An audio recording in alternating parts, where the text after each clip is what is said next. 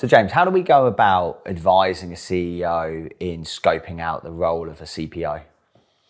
think it's really about understanding where the business is in its journey, where the business is going,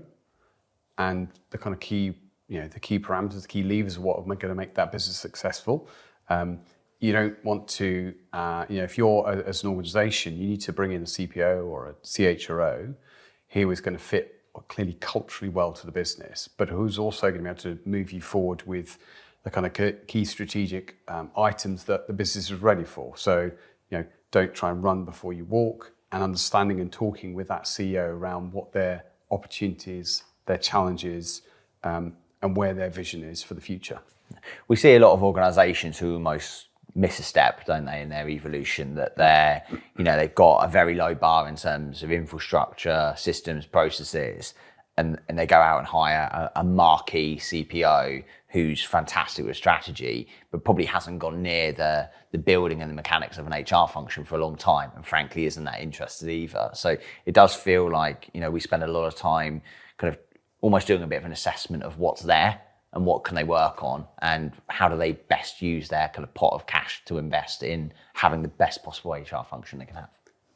Agreed. I think one of the things that we do, and I think we really enjoy doing, is spending time with that CEO and understanding where their business is, and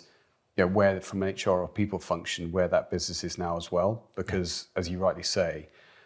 you need to align the person you're bringing into the function, to the organisation, has to align around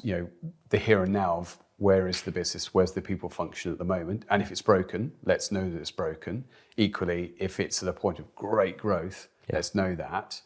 And I think that's one of the things that I certainly really enjoy, but also from a business perspective, I think we all enjoy is really getting under the bonnet of what is making that business tick, understand where it is, and then advising around, right, these are the skill sets and the levelling and the expertise that you need to bring in from a CHRO. I think a lot of it is also testing kind of how uncomfortable does the CEO want to be? Do they want somebody who's going to come in and challenge and influence and shape and push them to think differently? Or do they want somebody who's going to come in and build a function? And sometimes we have a challenge with that in terms of they like the idea of the first option, but in reality, they just want the function to run smoothly. Yeah, I think, again, with a lot of the searches that we deliver, they are, for a global appointment. So whilst that individual, that CHO will base out of probably one country, their remit, their responsibility, and their ability to engage and work across multiple geographies, multiple cultures, is really critical. And that's another really important part of understanding in talking to the CEO around where are the markets they're going to grow, where are the markets they might shrink, where might they be acquiring businesses, and building that as part of the picture for us then to go out to find the person that's going to align with where they are now, but where they want to be in the future.